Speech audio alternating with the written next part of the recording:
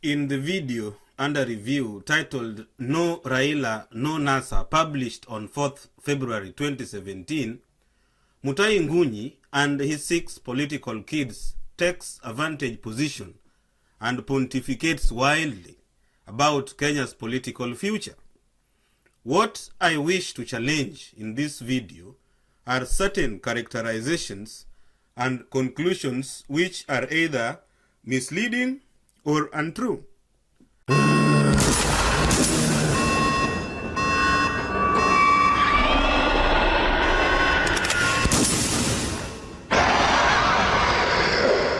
The conclusions in question are as follows: that the Orengo Committee that was established by NASA leaders to appoint NASA's presidential candidate is branded and dismissed as a Raila project constructed to make Raila Odinga NASA's presidential candidate. Why is this statement false? Parties that constitute NASA are different political parties, and the Orengo Committee is composed of representatives from NASA constituent parties. The committee was itself set up by NASA leaders and not Raila Odinga. Its official mandate is to appoint NASA's presidential candidate. Given that the various political parties that constitute NASA do not have a common platform such as a delegates conference, the most democratic method of arriving at a presidential candidate is through a committee whose members are drawn from the constituent parties.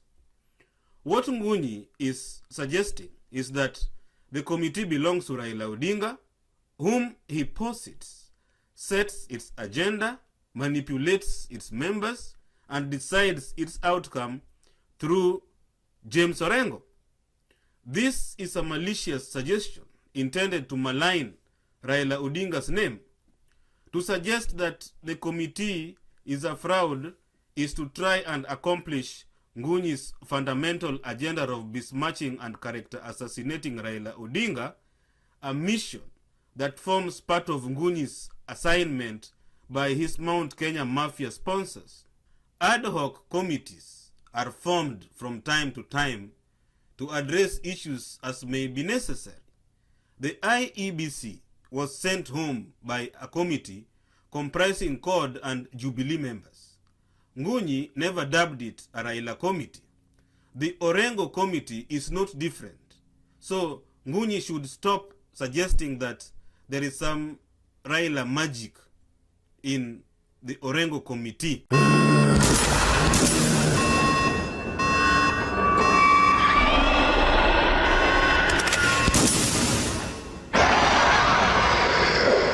Secondly, Mutahi Ngunyi seeks to take credit ahead of the Orengo committee by announcing that Raila Odinga will be NASA's presidential candidate with Musalia Mudavadi as his running mate.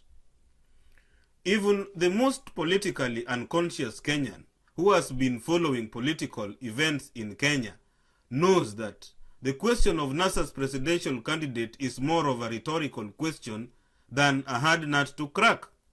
The enthusiasm with which Ngunyi announces that Raila is NASA's presidential candidate might mislead the viewer into thinking that it is Ngunyi and his kids who originated the idea that Raila is NASA's candidate.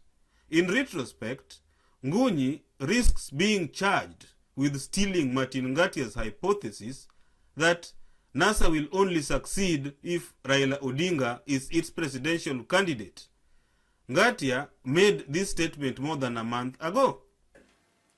NASA is a very good idea, but who are these guys? The idea is okay. The idea is good. We support it.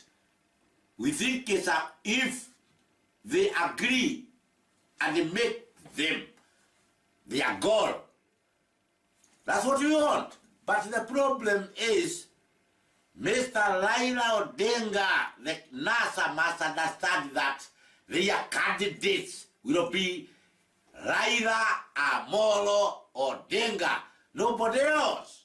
And I they will fail. They will fail miserably. But if they appoint Mr. Raila Odinga to oppose Kenyatta. The difference between Ngatia and Ngunyi is that Ngatia motivated his thesis while Ngunyi simply made a statement. Why is Ngunyi stealing other people's ideas, then authoritatively claiming credit? The perception that Raila Odinga will be NASA's presidential candidate is on everyone's mouth, and Ngunyi does not score any points by making it as a special announcement in a video on YouTube.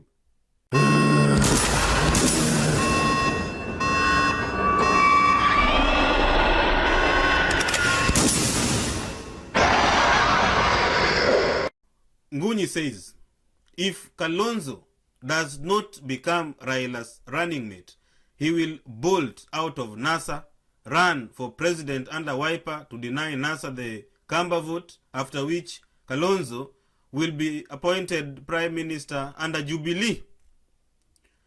This is the wildest claim made in the video under review.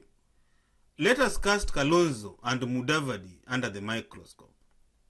Despite his watermelon, mutu wa katikati and traitor profile, Kalonzo has been consistent in the opposition during the last 4 years compared to Mudavadi, who has been away before he surfaced yesterday with NASA.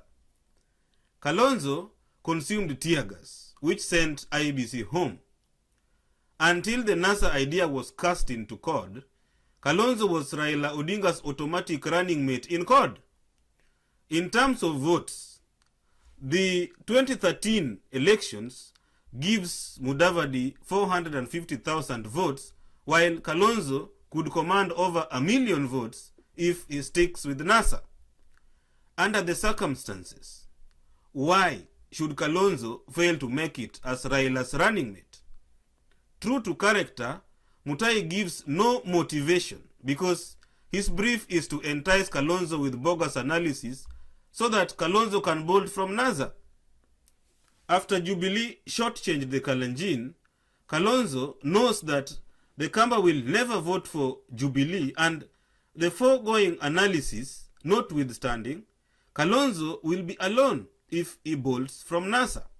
In fact, Kalonzo will be replaced with Johnston Muthama the moment he bolts from NASA, and Kalonzo knows this.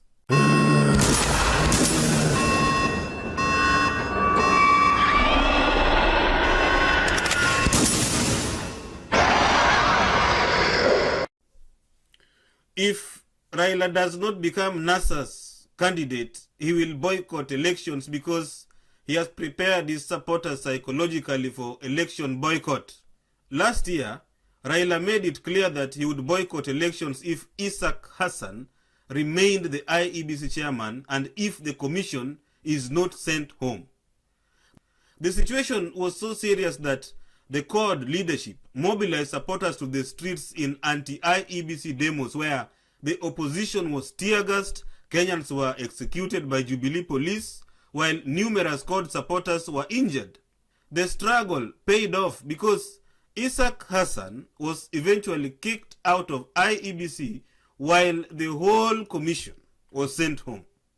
With the success of this struggle, Raila Odinga rested his case of boycotting elections. Ngunyi is now suggesting that an anti-Hassan statement that was made by Raila when Hassan was in charge of IEBC is still valid after the whole commission was sent home. The fact that Ngunyi is even using the election boycott statement as an argument to support a bogus hypothesis under a new NASA dispensation exposes the defective nature of Ngunyi's pontifications. Ngunyi should learn how to avoid using statements which have been invalidated by political events. Kenya is no longer in the era of the Hassan-controlled IEBC. This era has been overtaken by the NASA debate, and the focus now is on voters' register, not election boycott.